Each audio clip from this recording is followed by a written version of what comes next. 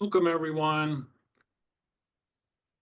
We're just going to take a few minutes to make sure everyone has a chance to join us at the top of the hour or shortly thereafter. As you know, you're joining the URU Town Hall with our colleagues at SERU, the Student Experience at Research Universities Consortium. We're delighted you all could join us. We have a lot of people registered, so we're just going to give them a moment to join this town hall. There's the need to register and get connected, and sometimes that catches people a little bit. We do that for security reasons. We've had issues in the past where sometimes we'll have unwelcome guests. You know how that is with Zoom calls and things. So we'll just give folks a minute. We're really, really excited about today's presentation, which is focused on brand new research based on a wealth of data over an 11-year period gathered by our colleagues at SERU. So it's really interesting, very important, I'm sure, to all URU members and beyond that as well. The title for today's town hall is the Multi-Engagement Model, Understanding Diverse Pathways to Student Success at Research Universities. And as you know, we're joined by John Aubrey Douglas and Igor Cherekov of SERU.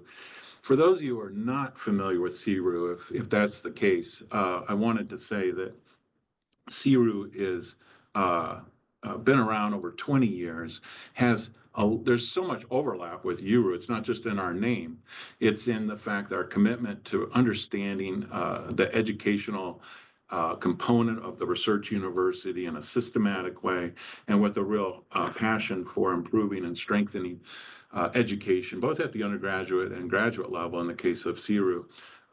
And there's also the fact that if you look at the membership of SERU, the SERU Consortium, there's almost complete overlap between the members in SERU and those in URU,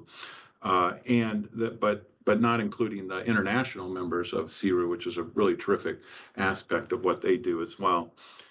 We're grateful to SERU for, in the past, sponsoring URU conferences, participating in them, including most recently in our January national conference, and also for inviting URU to participate in SERU meetings, which, I fondly recall our most recent experience in that regard on the campus at UC Berkeley a few years ago. Terrific meeting, learned a great deal, think about it often.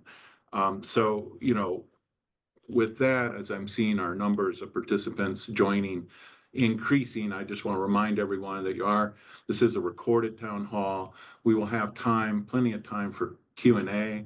I would suggest that you use the raise hand function so we see you when we go back to the full screen. There'll be a lot of folks, so that way it will be easy to identify who would like to ask a question. You can use the chat function if you'd like to pose questions or just to converse during the presentation. But I think without further ado, let me turn things over again to our two distinguished guests from SERU, John Aubrey Douglas, who is the SERU Consortium founding principal investigator and senior research fellow in public policy and higher education at the Center for Studies in Higher Education at the Goldman School at the University of California at Berkeley. He's joined also by Igor Cherekov, SERU Consortium director and senior researcher at the Goldman School at UC Berkeley, although coming to us today from MIT. So thanks, John. Thanks, Igor. We're so delighted, so grateful for your sharing this important report with URU members. And please, the floor is yours. Well, thanks very much, Steve. I want to compliment you and your colleagues for what was really a great meeting in DC. I really learned a lot, and the networking possibilities were fantastic. So it was a very positive experience. I did give a presentation on the report, but since then it's been published. And so Igor is the lead author. I want to make sure that's understood. I'm a co-author, and we've been working on this project for, you can't believe how long. With the concept that we could use longitudinal data. Igor will talk more about the consortium and the data, the survey structure and what we do in that group and what kind of products we have, and services, I should say, but also then, some of the core parts of our findings. So I'm going to start off and talk a little bit about not the study itself, but some of the questions that are that we still were standing. some of the questions that we were thinking about. And how we framed the project. So Igor, maybe next slide. So as many of you know, there's been many critiques of the modern research university, universities in general, and colleges to some degree over time. And the Euro's reboot of the Bowen report, attests to this long discussion over time about the strengths and weaknesses of universities and whether they're neglecting undergraduate education. So, some of the criticisms I'm sure you all know over time, that faculty are too focused on research and don't really care about mentoring, these kinds of things, that undergraduate students don't learn enough during their time at universities and colleges. And I refer to the Academically Adrift book, and also the media attention that was paid to this concept that, oh, maybe, which feeds into this larger discussion of whether there's value in, attending a research university. There's a lot of questions about whether it's a waste of time. Then we get into all kinds of difficult questions related to political orientation as red states versus blue states and these kinds of things, but I will go down that path. Other arguments relate to it, that the curriculum lacks rigor and sometimes is politically biased. And, we're in the midst of a lot of political attacks on universities and colleges about their social activism and research bias, or said to be research bias, but there's some validity there. So graduation rates are too low, increasingly intolerant political environments, that relates to what I just said, in the blue versus red state kind of phenomena. Well, I think we'll see kind of an interesting story unfold as we go through this period with the Trump administration. What will be the different scenarios in more red states versus blue states, which tend to be more supportive of their higher education institutions, but we'll see how that plays out. Next slide. So, at least our perspective in collecting data over time and looking at student engagement at major universities, public universities in the US and internationally, is that, a lot of the discussion has been around a really narrow concept of what constitutes the student experience. Tends to be very focused on time in classroom, or narrowly defined academic skills, trying to use a test like the Collegiate Learning Assessment test, which we felt was very flawed, and also that we couldn't scale it up to really understand whether students were learning or not. But that's a really, it's challenging. What is learning outcomes? It's a hard a nut to crack in terms of a really good research. But it's been very narrowly focused on these things, and not that they're not important, but they kind of miss the larger aspect of what students experience. So this is, again, the majority of critiques overlook this multifaceted nature of the student experience. And so this is the kind of, what is the richness and what are those experiences and engagement opportunities that students have? Yes, in the classroom, but in other parts of their lives at universities. So next slide. And so I guess I'm being a little redundant here. We're also pointing to the Euro report, which notes that there is a lot of different pathways in which students experience their time productively at research universities, diverse pathways. And, I think the other thing that has been neglected or not thought about or taught or thought about that much is, there's been a lot of innovation going on in undergraduate education. Yes, a lot of strain, student to faculty ratios going up, tuition increases, these sort of challenges with financial aid, dropout rates in certain institutions, more so than others. At a place like Berkeley, we have about a 94% graduation rate. It's a 6-year term, but it's up there. So research universities have a different kind of environment than other institutions. But getting back to, there's been a lot of innovation going on. Partly, I think, some of it was spurned by the Bowen reports and its criticisms about research universities. So, and we generally lacked coherent or data-driven assessment models to see, well, what is the impact of these kinds of things? But let me get to this next slide, which outlines some of the innovations that have gone on in the last 20 plus years. We've had the establishment of teaching and learning centers. We've had a lot of curricular innovations. At Berkeley, we have this what we call the Discovery Program, which is trying to integrate and provide resources for students for undergraduate research experiences and other kinds of opportunities when they're at these big institutions. Leveraging opportunities for students through, oh, I just mentioned that, sorry. Bolstering academic advising, and now we're starting to see AI models in there, but also I think a big area is peer support programs, which have been very productive, it appears. Large growth in research, undergraduate research opportunities. This is a major structural development relates. We've had NSF money, we'll see how that goes, but institutions have been investing in opportunities for undergraduate education at the institution level and department levels. So this is a really major shift and a positive outcome, I think. Career support services and expanded networks is very different than it was 25 years ago. They're much more sophisticated in their networking with job opportunities and locally and otherwise. Civic engagement models, so service learning courses and these kinds of structures of the curriculum.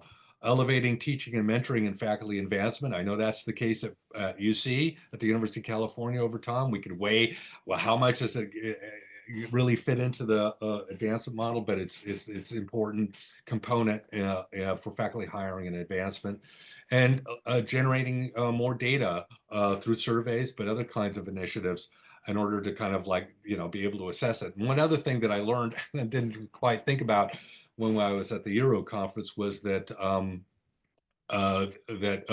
we've also had the establishment of vice chancellors or vice presidents or various other vice provost positions for undergraduate education, which so we have these other structural aspects that have happened in universities to pay more attention to the undergraduate experience. So with all of these, can we assess, is there something going on? Is there a way to kind of, assess its impact? And I think our study shows some of this. Next slide, Igor. So, so just a couple of things about how we progressed and saying, well, how can we use the SERU data set to take a more comprehensive look at universities and the undergraduate experience, this holistic model that we'd like to develop? And part of our inspiration was Clark Kerr's The Multi-University, Multi-Engagement, Multi-University. But the thing is, in his book, there's some criticisms we can have about the portrayal of universities as these kind of utilitarian components of a larger research enterprise and other aspects. But one of the things that Kerr was very focused on was this concept that universities were no longer like villages. They're like cities, and they have infinite variety. And this is tremendous opportunities for students to learn and be engaged that didn't exist really in the older model. But at the same time, students could get lost in the city. That part of the challenge is to help them navigate. And he very much worried that the research component of the university would overtake and kind of neglect undergraduate education. And so that's, again, we're coming back to address some of the things that Bowen said and what universities have been doing. So next slide. So we made some assumptions in the model, and Igor will talk about this model and how we proceeded to gather research or research methods and the other things. So there's no one student experience is this is part of the SERU's general conceptual idea in the surveys that we do. There's no one student experience. Students' experience are not isolated. Rather, they're interconnected and significantly influence one another. Research activities is a form of academic learning, et cetera, et cetera. That there's a lot of differences going on by student backgrounds, what disciplines they are in.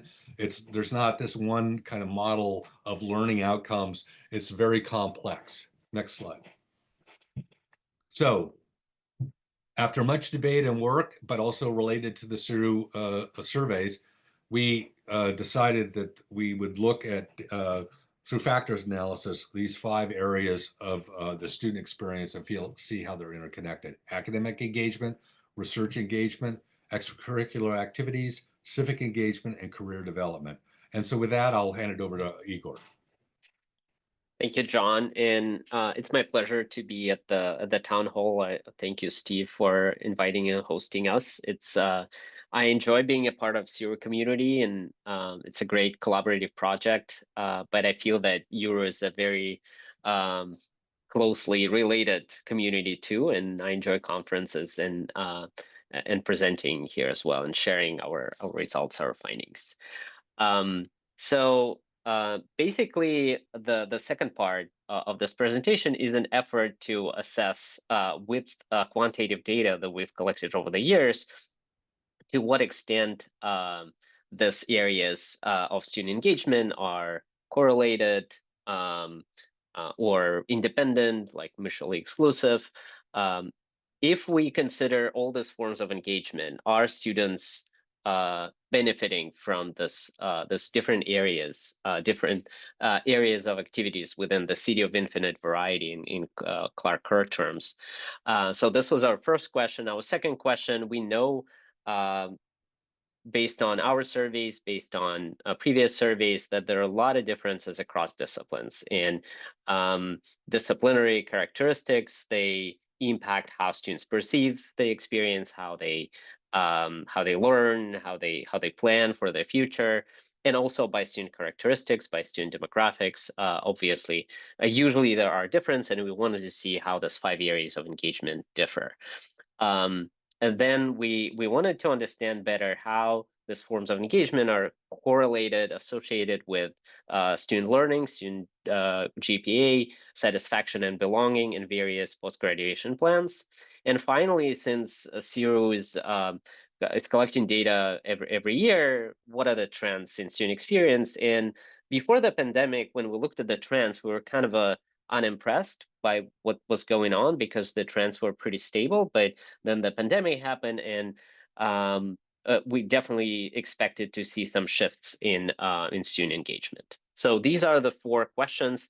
And the data, as Steve and John mentioned, the data comes from the Student Experience and the Research University Consortium. This is a member-run, non-for-profit consortium of research universities, mostly public research universities, although recently we have some privates joining.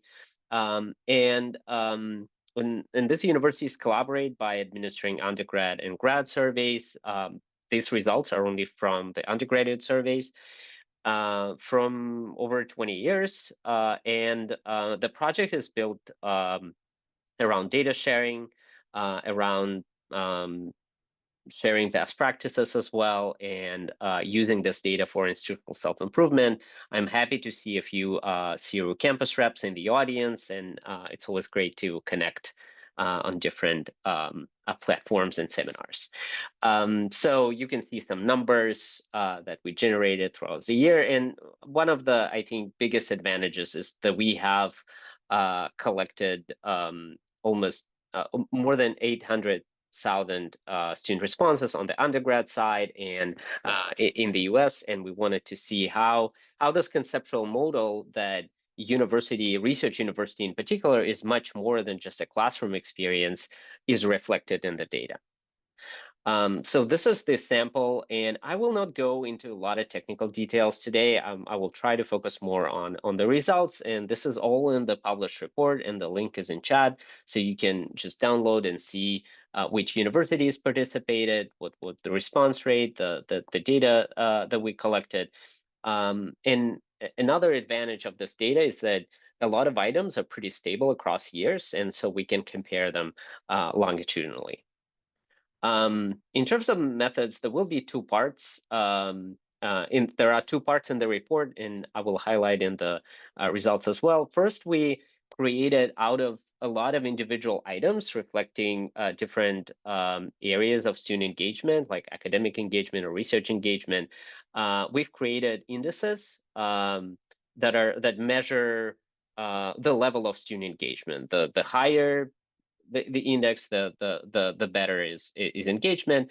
And we define high engagement as belonging to the top 25% of this distribution. So if you can imagine, for example, the most academically engaged students in the top 25% that they don't miss a class, they like ask questions, they are active, and they attend office hours. So these are the people that we define as highly engaged.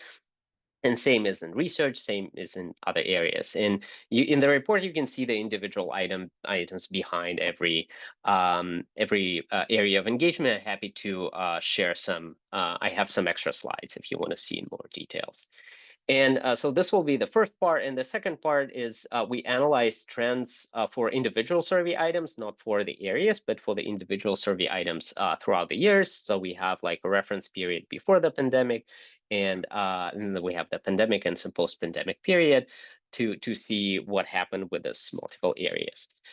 Just one caveat is that the multi-engagement analysis is based on the pre-pandemic data because we see major declines after. So just a preview of the findings.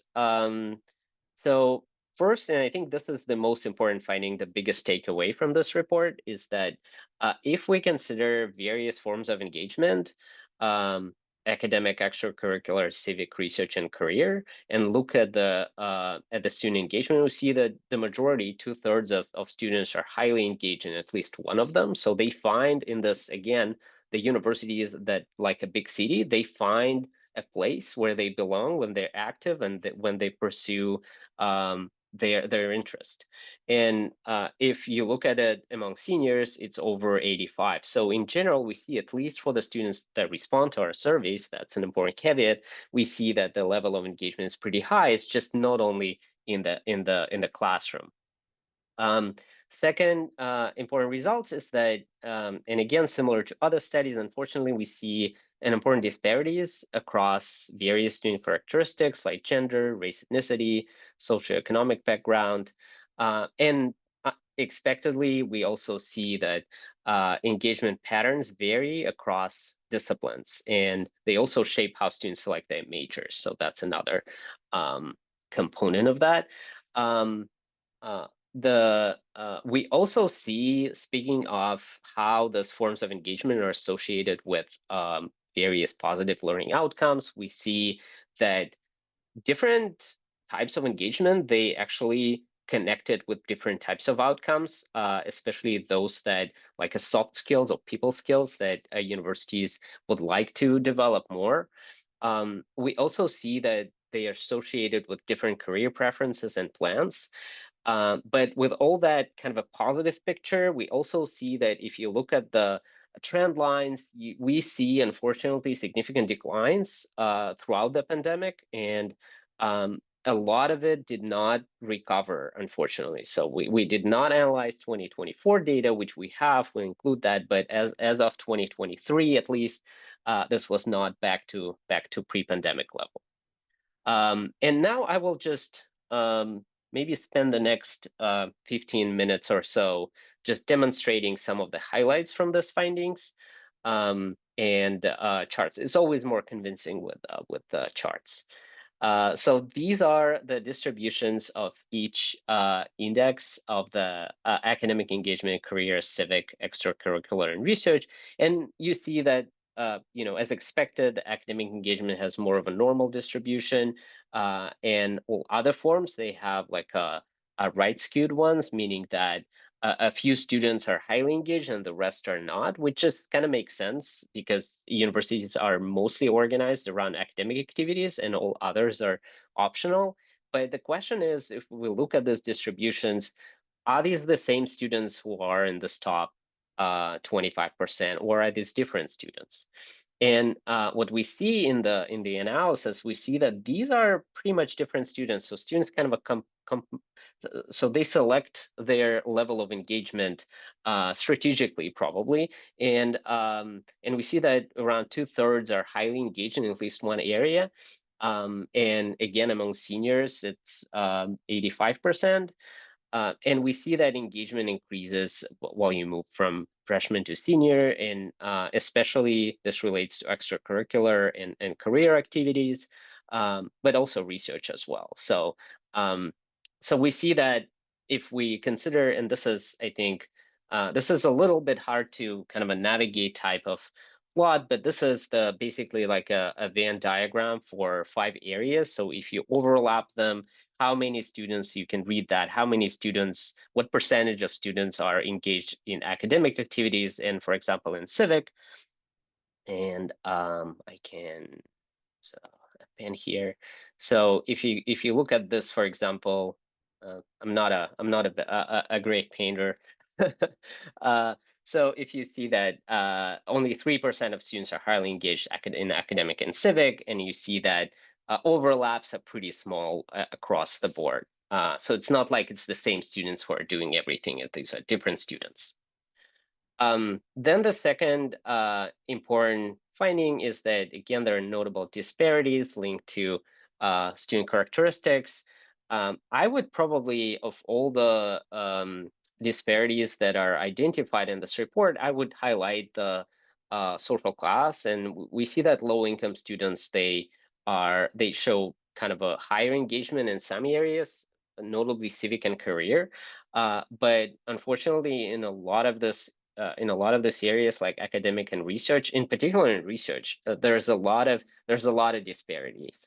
And I think wealthy students that are coming from wealthy families, they're more than 2 times more likely to assist faculty with research as opposed to low-income students. So it's a huge gap that unfortunately doesn't close. And this is even if you control for all other factors, including disciplines, so these are, I think, an important this show that there are areas for improvement for universities, how to close this equity gaps in access to this multiple forms of engagement. Another, again, unsurprising finding for all of us who work at universities is that there are big differences by disciplines. And this is a heat map that demonstrates for each discipline in this column. The darker the color, it means the more emphasis students place in a particular area as opposed to all others. So this is like relative to others. And we see that there are disciplines with like much more focus on research, for example, like chemistry and biology. But also we see disciplines with where students put more effort in extracurriculars, like for example, political science, economics, or career activities like communication and journalism, computer science, or they just stick to the core academic function, like foreign languages and literatures, for example, or English language. And that kind of also helps us to navigate this landscape of multi-engagement and shows that it's so different across the disciplines. And all these charts, by the way, they are in the report. So if you would like to have a closer look and look at a particular discipline, it's all available. This is one of my favorite charts in the report. It actually, one of the questions in the SERU survey is what factors are important in choosing your major. And you can read this bar chart. Basically, this is like a ranking of factors among those who are engaged in a particular area. And for students who are academically engaged, we see that they choose their major mostly based on intellectual curiosity. For those who are engaged in career activities, they would like to choose major based on if this major prepares them for a fulfilling career. For civic and research engagement, the top reason is to what extent it can prepare them for grad school. I would note that for civic engagement, also, there are a lot of students who could not get into the first choice of major, probably because some of these majors, they have cutoffs and they didn't have a high GPA to pursue them. What's interesting is that for extracurricularly engaged students, it's more flat, but still prestigious is the top reason. And for research, as I mentioned, it's grad school preparation. I see a hand raised from Greg. Oh, hi, Greg. Hey, how you doing? Can you can we take Steve? Can we take questions now? Is that okay? Very quick. I just want to understand this one. I'm not understanding how did you segment them into these areas and then ask? Could you explain just a little bit more, because this looks very interesting, and you said it was your. Yes. So this is behind this. This is a standard deviation of engagement, basically. This is like 0.2 standard deviation of engagement. And these is results from the university level fixed effect regression model. So this is adjusted for various student characteristics like gender, race, ethnicity, social class, and looking at the change in the level of engagement by factors, by different factors. So you see that basically, if it's higher, then it means that it's more associated with a particular factor, and if it's lower or it's negatively associated. You see that it leads to a high-paying job. It's like negatively associated with all of them. Does that make sense? There are more details in the report too. Thank you. I hadn't read the report yet, so that's helpful. Thank you. Okay. But again, it's easy to read it as like a ranking, basically. And what's interesting is that students who are highly engaged in different areas, they have different preferences in their majors. Then another area where we looked is obviously we cannot measure the causal impact of engagement on various outcomes, but we can look at associations, and I think there are some interesting results there as well. So in the SERU survey, students are asked to self-assess their level of skills in different areas. And with all the limitations of self-assessment, although they are correlated with so-called objective outcomes too. So it's not totally useless. It has its limitation, but I think it's interesting what students perceive as the area where they have strength or weaknesses. And you see that when students are asked to evaluate their level of skills, mostly students who have high academic engagement, they evaluate themselves higher than others. There are a couple of exceptions. So and GPA is not self-assessed, by the way. GPA is an objective measure. And we see that for GPA, those who have higher extracurricular engagement, they objectively have lower GPA, which indicates that there are trade-offs between these forms of engagement. And if you engage a lot in an extracurricular, you can lose in some other areas. But you see that academically engaged students, they demonstrate higher kind of a proficiency levels, except for leadership skills, where again, extracurricular activities help more. But in addition to that question, we also ask students to evaluate level actually at 2 points. We asked them to evaluate their level when they started, when they just came to the university, and now. And so this is the results for their evaluations when they were asked about the current level. And this is the plot that shows the gain, so-called. So this is the change between the initial level and the current level. And here, what's interesting is that in a lot of the skills, like leadership skills, interpersonal skills, oral communication skills, understanding international perspectives, extracurricular engagement actually plays a much major role. So for example, being highly engaged in extracurricular activities is associated with 0.6 standard deviations in increase in leadership skills, which is in education research, 0.6 standard deviation shift is a big amount, considered a big amount. 0.2 considered a big amount, but 0.6 is. So we see that across the skills that are important for universities, some areas they they associated at least with bigger increases. And I think it, like, even intuitively, it's also, understandable, because a lot of students, they gain important things from universities, not in the classroom. It's like within student organizations or within service learning or, during an internship. So another, I think, interesting phenomenon here is, again, not surprising, is that research engagement is associated with much better increase in the ability to conduct research. So students self-report that they did not know how to do research, and then they probably became part of the lab, and now they know it much better. And as you can see, research and extracurricular activities here probably play a central role.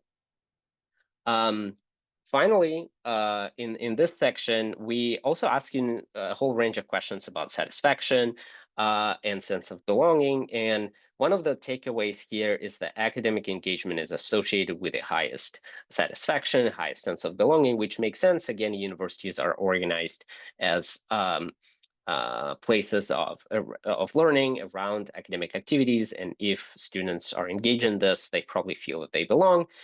So all these green dots indicate that.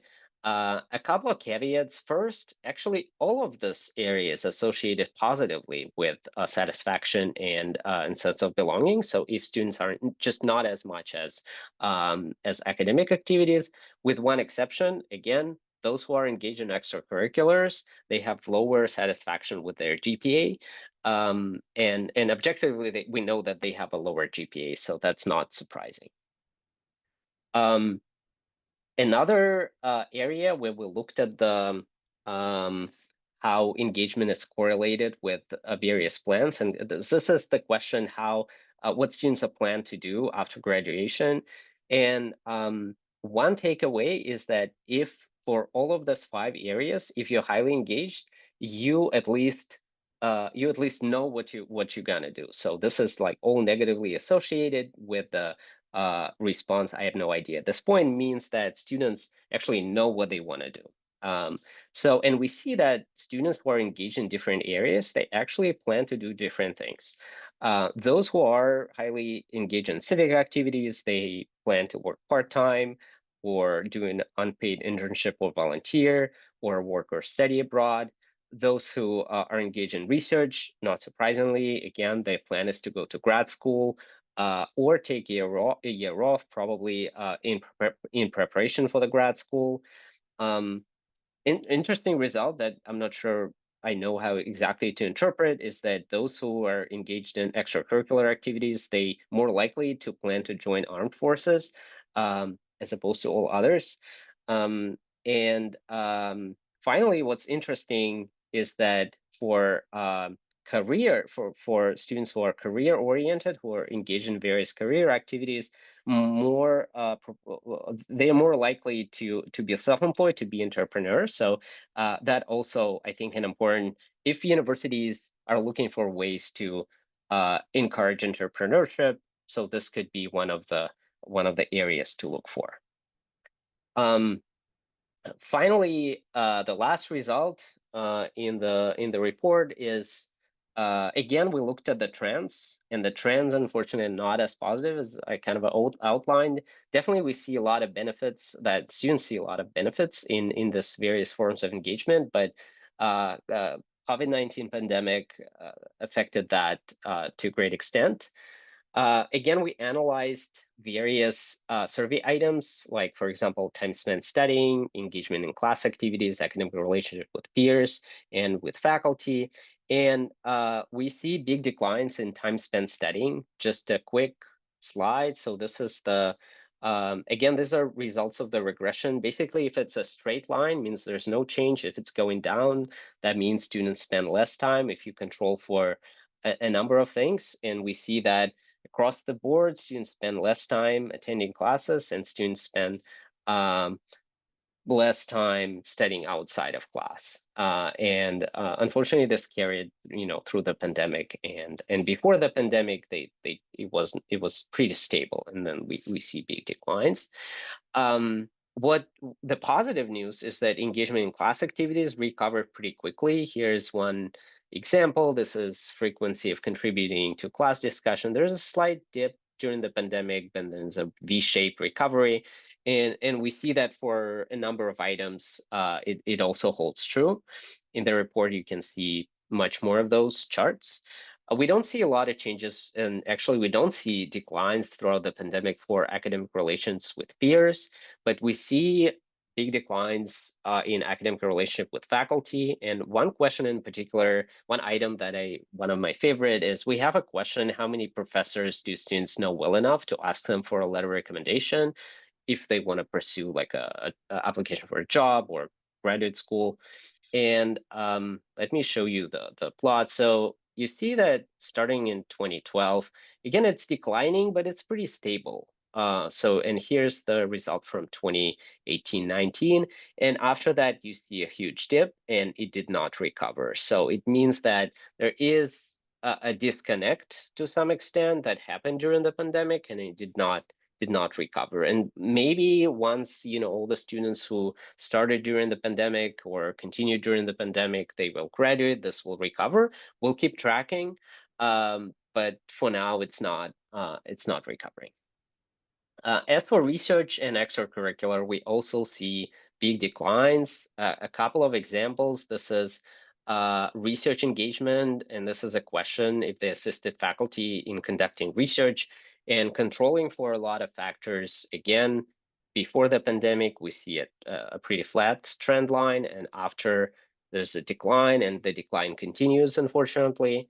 Same with extracurricular engagement. One of the items included is whether they served as an officer of a student organization, pretty flat before the pandemic, and then a decline. And same for civic engagement, unfortunately, and for career. This part of the presentation is pretty pessimistic, but hopefully there's a better recovery on the way. So one example, so this is a question if they had paid work on campus versus off campus. And we see that again, before the pandemic, it's pretty flat. And during the pandemic, it dips and stays on. So students work on campus much less than they used to before the pandemic. On the right-hand side, you see paid work off campus. And you see that, again, it was pretty flat before the pandemic and an increase. So students who did not find on-campus opportunities, they probably seek for off-campus work. Finally, this is the last slide. As for implications, I think it's a pretty interesting model to kind of to understand better that how that universities and research universities in particular, they have a lot of value that extends beyond the classroom. And I think a number of policymakers, for some reason, they don't think that these are important areas. They think that classroom is important and how students progress is important, but it's much more than that at universities. And obviously academics are important, and we see that in the data too, but it's just all these other areas, they are important to students. They help them to belong at the institutions. They help them to navigate their own path. And we see that they help in preparing for the plans they have after graduation. In terms of kind of policy implications, obviously, universities, there is this narrative that things are back to normal after the pandemic. It looks like from the data, not quite yet. So there needs to be some additional efforts to revitalize student engagement to either pre-pandemic level or even beyond.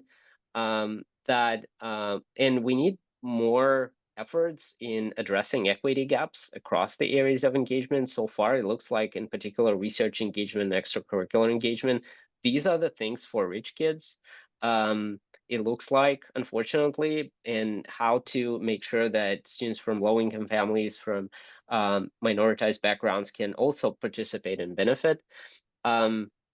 Also, it's important, so the surveys are an important source of information, but it could be much more done to track progress in all these areas. I think universities are pretty good at tracking academic progress, but what about career progress? But what about progress in research engagement?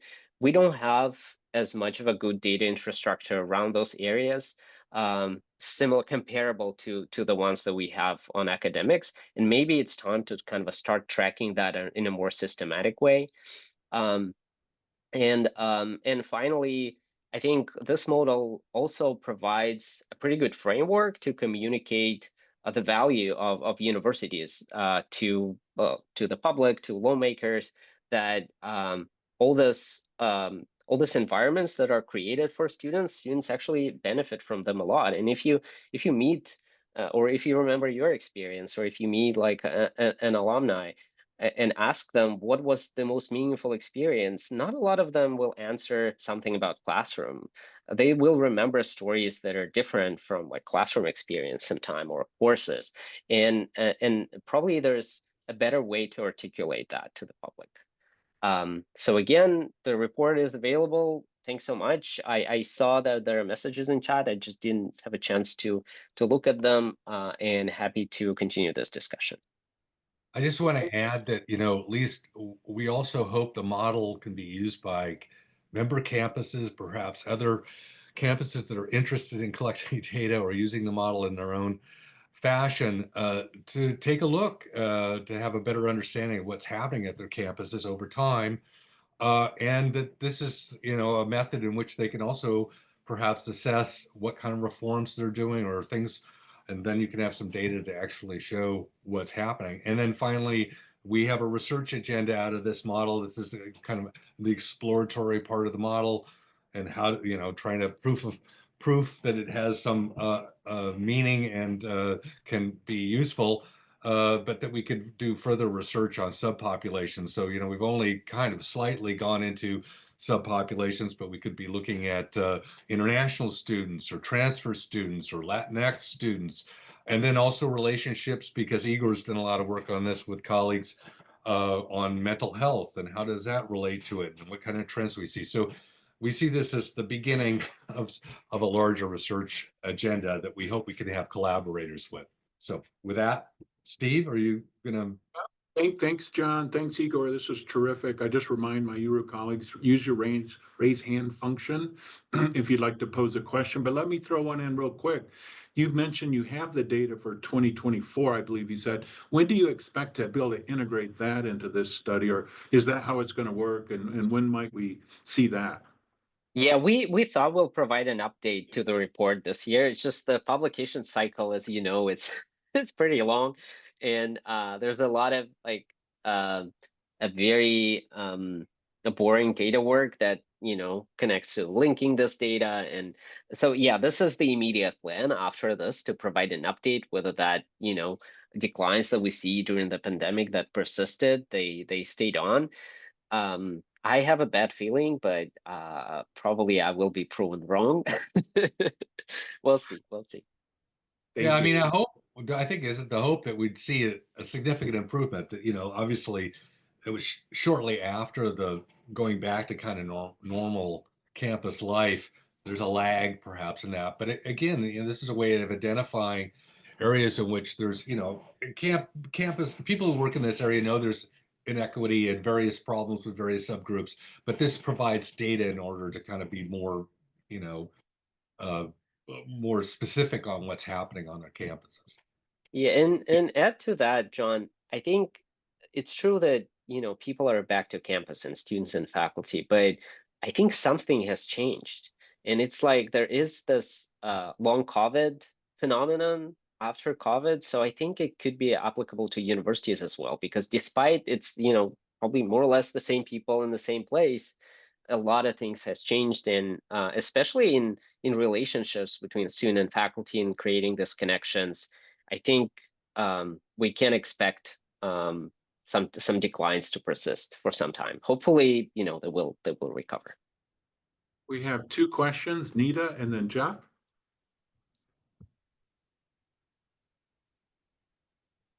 Hi, thank you for taking my question. So, one question I had was, have you seen a systematic decline in response rates post-pandemic? And regardless, what is the response rate, and is there some way you control for self-selection? Yes, that's a great question, and we discussed that in the report as well. Student responses to student surveys declined during the pandemic, and they continue to decline. Unfortunately, it's a big challenge, and in survey research, it's a big challenge. How to approach and analyze this data.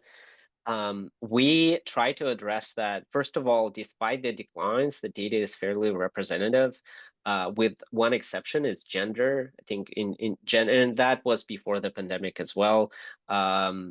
Female students tend to respond much better than male students. We control for a number of characteristics in the report, and if we imagine that students who are less engaged, they probably respond less than more engaged students. So if that's the case, and that's probably the case, then our our report is more positive than it should be in the in the reality to some extent, especially about the declines. So if that's the case, and we also see more engaged students responding to our surveys, then the declines are in fact much deeper than we have in the survey. And as for the multi-engagement, probably there are less students that are more engaged than we report in the study. We discuss it in the report. I think it's an important limitation of this type of data, and that's why we argue also that there is need for a more systematic data collection. The surveys are great in capturing a lot of things that is hard for like admin data to capture, but it's just there's no data other than the surveys. So we definitely encourage institutions to think of other data collection initiatives in these areas. Thank you.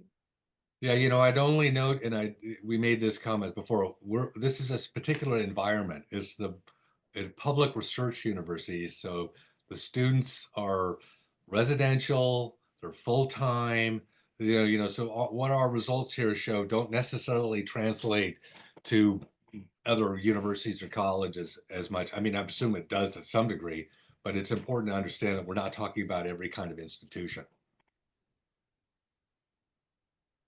Thank you. Yeah. Yeah, Igor. Yeah, thanks, Steve. Igor, thank you for the presentation. I, by the way, could not agree more about the challenge of collecting good data on things like undergraduate research. I have a pretty simple question. What result in your work, or one or two, really surprised you the most? There's always something that sort of comes up and you go, huh.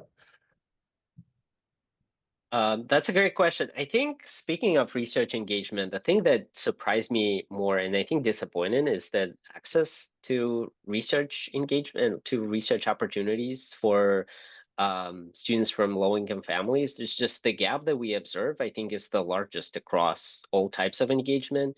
And that's really unfortunate because a lot of those opportunities aren't paid, and students from low-income families, they have to work through college to be able to afford it. So that, I think, is kind of the most disappointing finding from this. In terms of the surprises, I was surprised to learn that extracurricular activities are linked to a lot of kind of soft skills outcomes. I mean, I wasn't surprised. Probably if somebody will tell me, but I think I was surprised by the scale. So it's much more important than academic activities in students' kind of a self-perceived improvement of skills in those areas. Extracurriculars are very, very important. I might note, because part of my inspiration or interest was, all of the rhetoric that came out of the Academically Adrift study, and it just didn't seem to match to kind of what seemed to be the reality from the SERU data over time, but also just campus life, that students aren't learning anything. So, I kind of thought, and I think we kind of assumed, that maybe there would be some core group of highly engaged students, and they'd be engaged in 3 areas, like super students, and there'd be a certain amount, and then there'd be a fairly large component of kind of middling, students at all. But this comes out with a much more robust and positive picture of what these students are doing, and how important it is to look at the nuances, discipline, but also what happens in their freshman year. It's a different world. And then where they are on their senior, or sometimes, what is senior? Sometimes it's their 5th year, because that's the nature of public universities. We have a lot of lower income students than the elite privates and all of that. So those were some things that I was, wondered about, and I thought our study really hammers home a much more realistic picture of what's happening. Thank you. Is there any, I've already asked one, so does anyone else have before? I don't see another hand, Greg, okay. so why don't you go ahead? First of all, Igor and John, wonderful piece of work. I'm really impressed. We're not a member, but I'm certainly going to talk about how we become a member, because this looks really valuable. And we do, and so I'm wondering, maybe there's others on this call as well who could comment on this. We do the NESE report, and NESE, gets at engagement, I think in a different way. And so I'm just curious how people have used the two of these together to kind of get at student belonging engagement on their campuses. If you guys have some anecdotes, perhaps. Yes, we have schools that administer both surveys. I think it's a different audience. So our survey is limited only to research universities. We don't have other types of institutions, and NESI has a broad range of schools, and I think that's why their questions, I think, more universal across, and ours are kind of more tailored to research university environment. I think that's the biggest difference. It also, I'm not sure, maybe I'm wrong about this. I don't know NESI as much, but I think NESI, there's probably limited opportunity to actually share the actual data. I don't think they share the data. Our consortium, again, is much smaller, so there's kind of a more trust between partners, and it's kind of a more modeled after AU data exchange group, and there's like the actual data exchange happening, and there's a way to link it to the administrative records that we do. But we have schools that do both surveys and benefit more, but it's just, I think the majority uses SERU because other peers are doing that, and it's a good way to benchmarking against your peers and not just a general landscape of higher education institutions. Let me Thank say you. that, when we started out on this project many years ago with just the UC system to start with, was that, we needed census, online, all the things that at least originally NESI wasn't doing. We needed lots of data, and we were really targeting to some degree that we were creating data that was useful in program review. So that's been a really important component of the structure of what we've done, working with institutional research directors and researchers in the field. So that's another kind of, the questions we've asked and how we frame them, census data, it's kind of been a different orientation. And again, earlier on, we're looking at much more factors about undergraduate research experience and these kinds of things, questions that were particular to our survey. Gotcha. Thank you. John and Igor, maybe that's a good place for us to conclude. I bet in addition to Greg, there are a number of URU members who might be interested in joining the SERU Consortium. Could you maybe say a little bit about what's involved and what kind of process people might go through if they were interested in having their university become part of the survey? Sure. It's the consortium is open to all R1 universities. The majority of our institutions are public AUs, and I think we have 2/3 of public AUs, but all other R1s are welcome. And it's a membership organization, and it's kind of a membership agreement. It's not like a fee for service organization. So we usually members are for 4 years, but we have members that are with us for 15 years now. So, and we have 2 surveys. We have undergraduate survey and a graduate survey. So we have kind of a 2 type of audiences. We have grad deans, and we have those that work with undergrad education, undergrad assessment. There are, again, a few SERU reps in the audience that I'm happy to see. It's really a great community to be a part of from my perspective. And I'm happy to, if there's interest, I'm happy to schedule another call and conversation about that. Just send me an email and we'll schedule something. John, would you like to add anything? And just to add is that, it isn't a fee for service structure. So it's, we have collaboration in looking at the survey instrument on a regular basis that Igor leads. And so, there are changes. Of course, you want some consistency in survey questions over time, but we're also looking for where new issues are coming up or these kinds of things. So it's collaborative, and we get together and we, share our data and how we're using the data. And the last thing I'll just say is one really satisfying aspect of it is that institutions actually use the data.